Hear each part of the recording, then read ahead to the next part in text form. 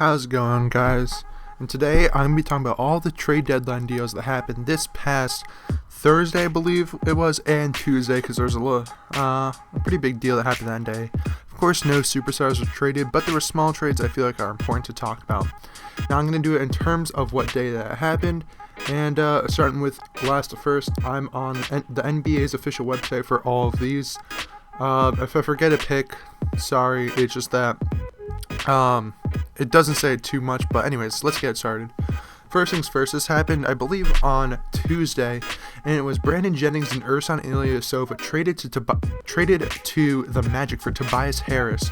So Harris is headed to Detroit.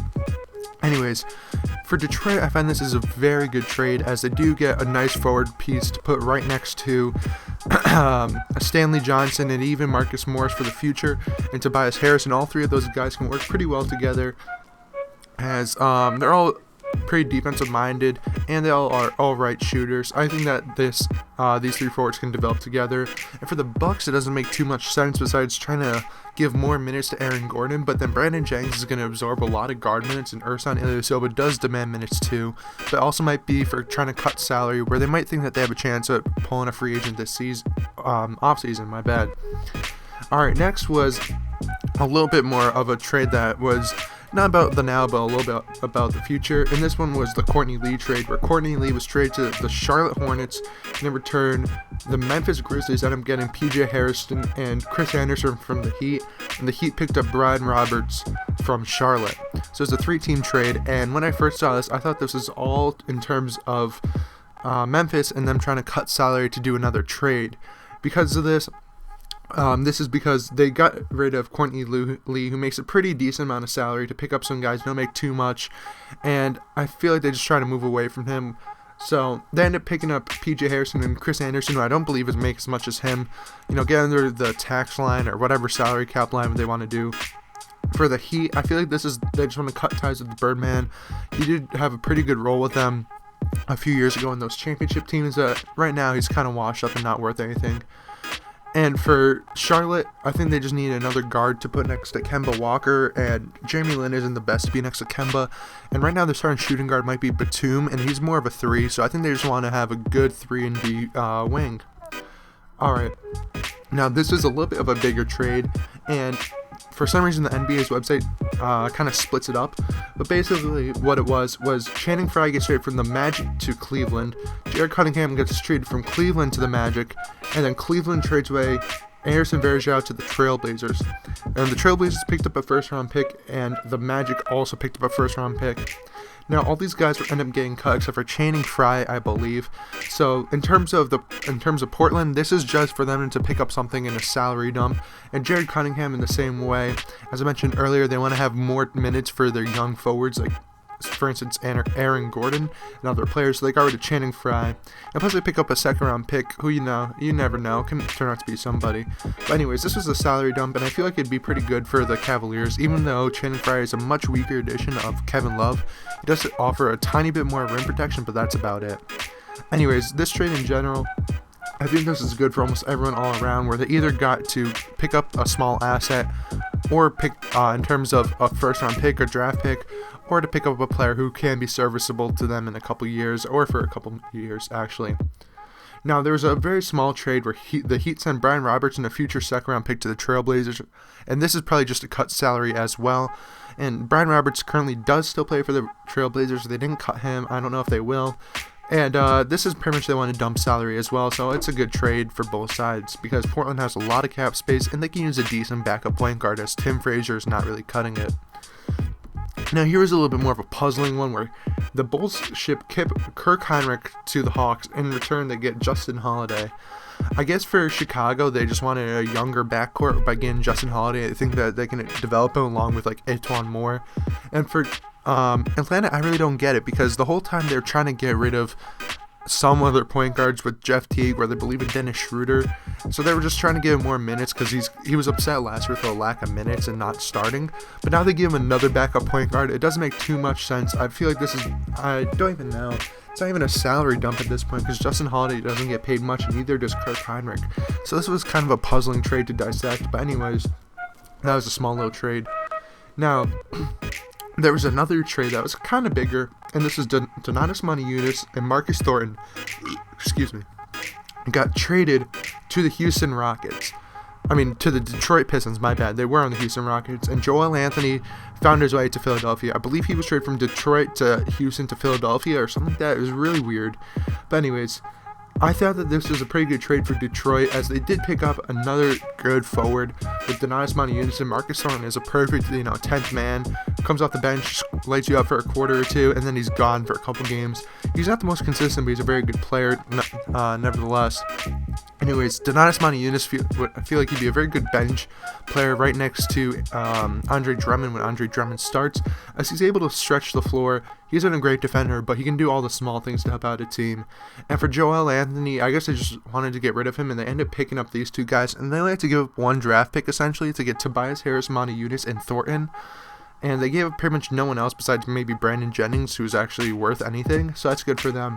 And in terms of Philadelphia, again, Joel Anthony, I feel like this is because of Brian Colangelo is now in there and he wants more veteran leaderships. And I feel like Joel Anthony can bring this, especially with his time with the Heat a couple years ago. Now, there is a kind of a puzzling trade in terms of where he went to, and it was Markieff Morris. Now, a lot of people were trying to think of where he was going to go, and almost no one thought it'd be Washington. Even though they do need a power forward with Nene declining quickly, I would think that he would go to Toronto or a team that is really struggling in terms of power forward or depth, but is very good. Washington's on the downswing, but they end up giving away a protected first-round pick. I believe it's 1 through 10 for with Chris Humphries and DeJuan Blair for Markieff Morris. For Phoenix, this is really just to get rid of him, as he was an absolute terrible presence in the locker room, and they do pick up a first-round pick for him and two guys who are really not going to do too much, but why not just pick them up anyways? And for the Wizards, honestly, if this works out for them, this will look like a brilliant trade and be very useful. However, it may not work, and, but at least they didn't give up too much, as that first-round pick is pretty heavily protected in terms of maybe the value this year of the players, so I don't think that's too bad of a trade for either side. Now, there's another trade that I don't know if it made really that much sense, and that was Jeff Green was traded to the Los Angeles Clippers for Lance Stevenson and their first-round pick. Now, I was listening to a lot of people talk about this, like Bill Simmons and the starters, and the thing being about it is I think this is good for both sides, as first off, the Clippers never are good for first-round picks, especially Doc Rivers. Those late ones, you see Reggie Bullock and CJ Wilcox are the two he drafted recently, and both those guys are pretty much irrelevant at this point. He's an absolutely terrible GM in terms of drafting, I feel like, in terms of Doc Rivers. So why not just give away the pick if you're going to end up getting some scrub anyways, or draft someone and never really do anything with them. And you do pick up Jeff Green, which is a guy who can fill their hole at small forward, their weakest position by far this season. And in terms of the Grizzlies, they just wanted to get rid of Jeff Green because Jeff Green never really was anything great. He did have a really nice shot a couple years ago for Miami, back when he was on the Celtics with the corner three to win the game.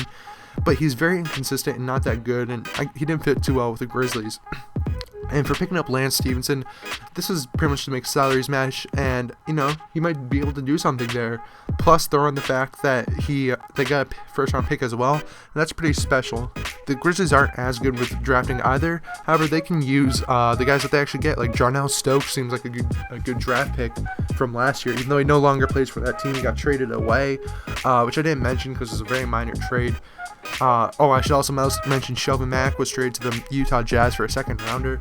But anyways, I think this actually might work out well with Lance Stevenson. If you think of it, a couple years ago when he was on Indiana, it was a very defensive-minded team, and that's where he flourished, where he didn't have to do a lot on offense. Of course, he had spectacular plays, but he only averaged like 12 points a game.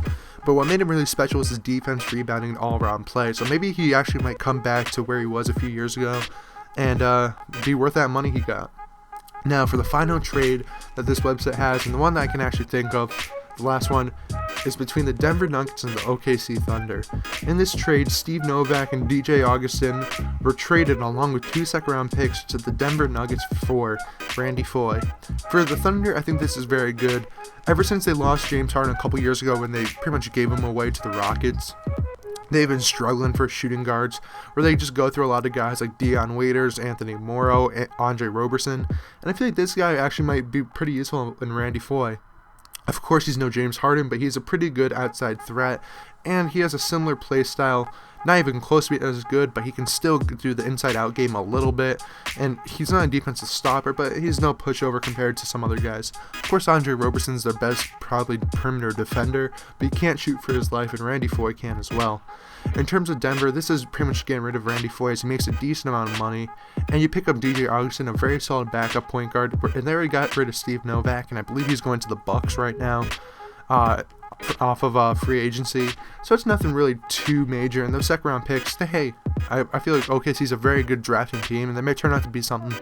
You never know. Dakari Johnson, who they picked up last year, might be special sometime, but you never know. Anyways, guys, thank you very much for watching this video. I did this because I like doing my GM and my team, so why not talk about the real life NBA?